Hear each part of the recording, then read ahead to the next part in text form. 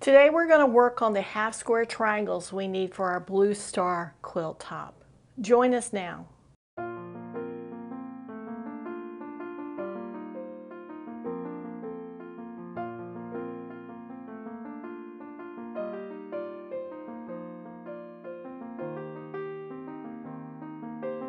And welcome back to the Shamrock Quilt Studio. Okay, we're ready to get started on the half square triangles we're going to need for our quilt blue star, and particularly the busy block, Sister's Choice. Now what we're working on are these half square triangles that are in all the corners of the block. And I've got a way to make those really quickly. There are 8 on this block, and this process makes 8. How convenient, right? Okay. So what you're going to need is you're going to need your block of white fabric and your block of blue fabric. And in this case, it is 7 inches square. And we took those 2 blocks and we put them right sides together. In my case, I don't have a right side together. And then we're going to draw a diagonal line from corner to corner. And I used my ruler for this and the 45-inch mark. And I placed that 45-inch line on the edge of the fabric, got to the corner, and then to the other corner was right at the 45, and I drew a line with a pencil on here. I'm drawing on the wrong side of the fabric, so a pencil mark is not going to show. Then, from that center line that I drew on both diagonals, I'm going to draw another line 1/4 inch away on each side. Now the other thing I did was I pulled my ruler back so that the 1/4 inch line was just shy of that 1/4 inches. So I just moved the markings just to the other side of the cut line and drew a line here and then drew a line here by flipping it over like this.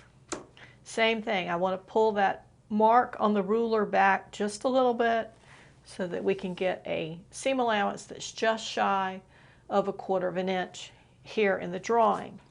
Now I've done this in both directions on the quilt, on the fabric. So from here I can take it to the sewing machine. I'm not sure if you're going to be able to see this very well, but I'm going to just put it on here and sew it. Now one thing we haven't talked about a whole lot is thread for this project. I started out thinking, okay, I'll use a blue for the top and a white for the bottom so they'll all match. But then I got to thinking about it, does it really matter?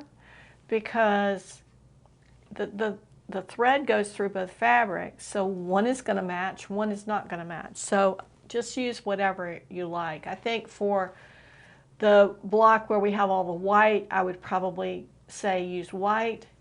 For the busy block that we're working on now, I don't know that it matters. So let's start sewing. Now I've got the 1/4 inch foot on my machine, so I'm going to quickly take that off. We'll just set this up here. And we're going to put a regular sewing on because we've got lines we're sewing here.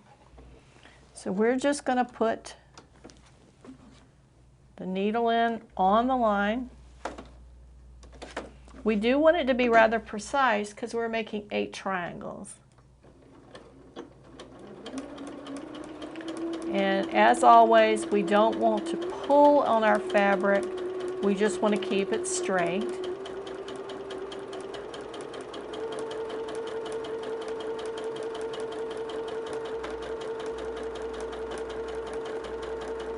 And quite honestly, I do have a little bit of a problem keeping it straight for some reason.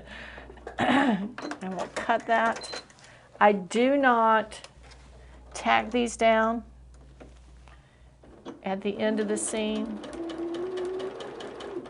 And my stitches are set on a medium length.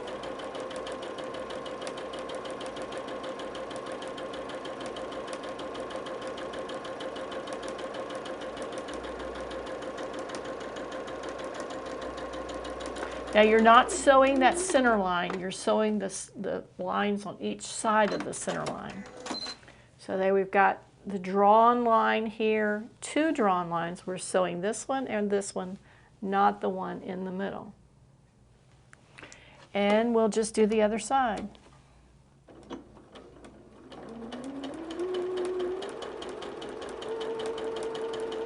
Because you're sewing on the bias of the fabric, that's why it's important not to pull on it. You don't want to distort that seam or distort the fabric. Now that one I got right on the line, that's great. And last seam. Now my machine is pretty good about not pulling the fabric down into the underside of the machine, and it's pretty good about not creating the bird nest. But it might be a best practice, or if your machine does have a tendency to do that, to start with a little piece of fabric at the beginning, where you just start your seam and then roll into the project fabric. You'll just have to use your experience with your machine as your guide for that. Now, we're going to take this and turn it into 8 half square triangles. For this, I am using a square, just simply because I want to make sure that we get everything just right. We're going to start from the point in the very middle. I put my pencil down there, and then I'm going to line up the top of the fabric, the bottom of the fabric, and the side of the fabric as closely as I can to square.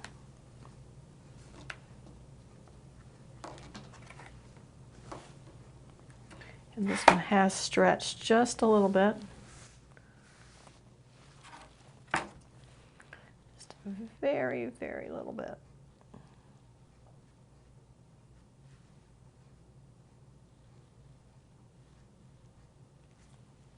If you find that they've stretched on both ends, kind of split the difference.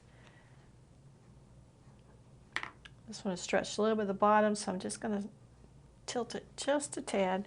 And then I'm going to draw a line down the middle.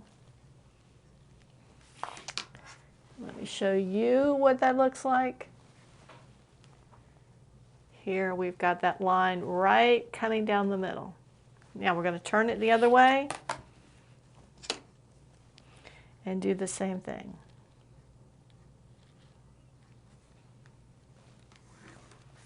So now we've got 3 lines diagonal to diagonal, and we've got 1 line this way and 1 line this way.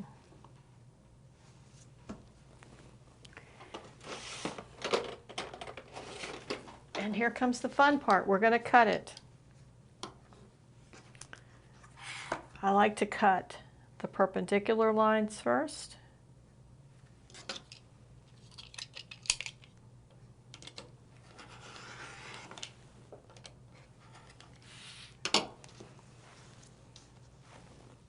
There's always one little part that doesn't want to cut. I don't know if I have a burr on my blade or what. I just put this new blade in, but it could have a burr on it. And again, when I get ready to cut, I'm also looking to make sure that it's positioned correctly. We still have squares. And this line should go, you should be able to follow the line. It should cut right where the 2 diagonal lines intersect. So now we've got a square that's got 3 lines drawn down the diagonal, sewn on the outside, and just a mark in the middle. And that mark in the middle is where we're going to cut it. I'm going to line that up with our straight edge of our square here. And we have a half square triangle.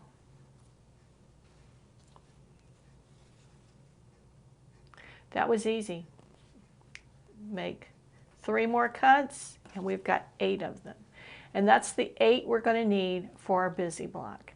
Now you want to press these carefully You don't want to iron them, you want to press them. And when you press them, place them down with the seam up. And you want to put your iron down here, lightly pull at it so that you're stretching the fabric, and then roll your iron over. Let me show you with my little, it's not on, just as a demonstration. You want to put it here. You want to pull it across just a little bit, just to get it tight, and then you're going to roll down that seam. With a bigger iron, you could just press it on once. And then come to the front and do the same thing. So even with a cold iron now, you can see how that square comes together. Super easy. That's 8 of them. So that gives you enough to do all of the blocks on this project, this block. Hope you found that helpful. I find it tremendously helpful because one of the things I dislike the most is triangles. For some reason, they become difficult for me to know what's the right size. And of all of the components of quilting that I've run into at this point, the thing that drives me the craziest is flying geese. And flying geese is really 2 or actually 3 triangles joined together to create a design. And I just never can get them quite right. But as far as these go, I think this is pretty simple. If you just take it one step at a time and go through the process, then it comes together. Fancy, huh? I like it. So now we've got these 8 half square triangles together. And the next time we work on the busy block, we're going to start putting some of the strips together because we have most of the components at this point. We did this strip, we did the center part of this strip, now we've done these, which is this and this, and we just need to put the strips together into strips and then sew the strips into the block. I hope you found today's episode helpful to you, maybe gave you some tips on how to make these half square triangles, a little different way to do them, a little faster, and you will join us next time when we move on with this project. In the meantime, if you've liked this video, please give us a thumbs up and be sure to subscribe to our channel. You can even click on the little bell so you get notified every time I drop a video. I am dropping videos on this project on Wednesdays, so that if you check in every Wednesday, you will see the video, or if you've missed any episodes, go to our page and look at the playlist for Blue Star, and you'll see every episode that I've created for this project, and you can catch up with us, or at some time in the future you may want to start this project. You can look at them at that time. Again, thank you so much for joining us, and we'll see you next time at the Shamrock Quilt Studio.